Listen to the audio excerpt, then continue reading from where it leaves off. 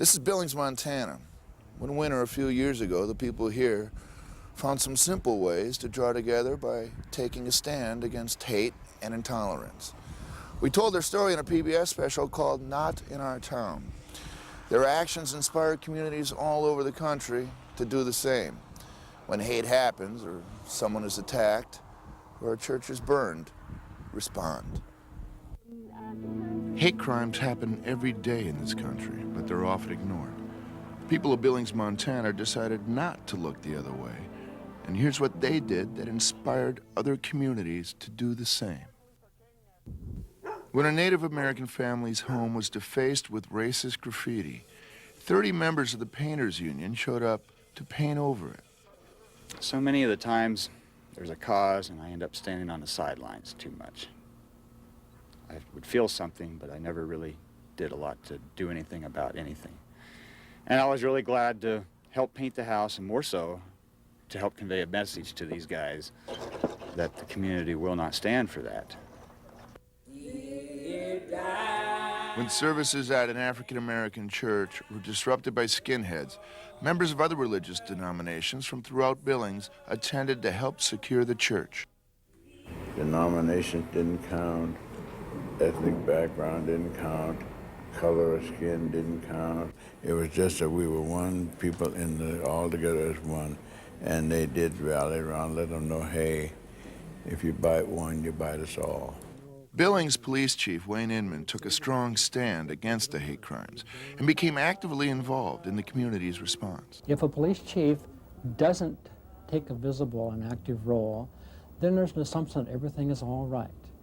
And these hate groups have learned through experience that if a community doesn't respond, then the community accepts.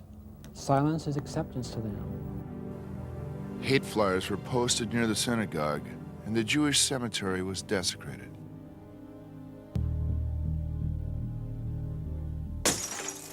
Then, a brick was thrown through the bedroom window of a 6-year-old boy who had placed a menorah there for Hanukkah.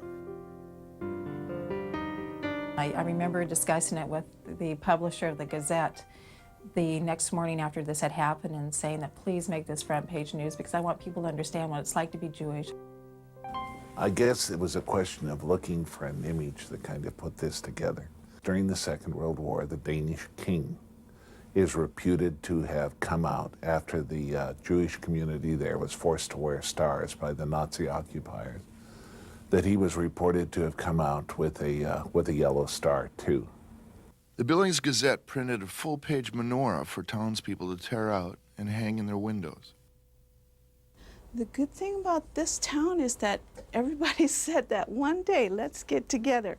So what we're going to do is put menorahs in our windows, and pretty soon everybody we knew had one.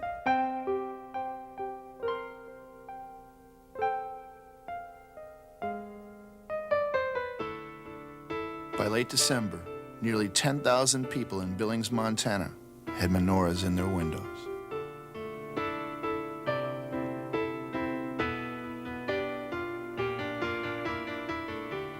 I would like to have thought that if this had happened to my Native American community, that they would have put a Native American symbol in their window. If it happened to the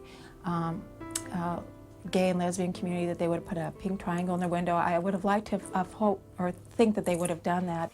There is great goodness in the world, but we need permission and ways to reach out.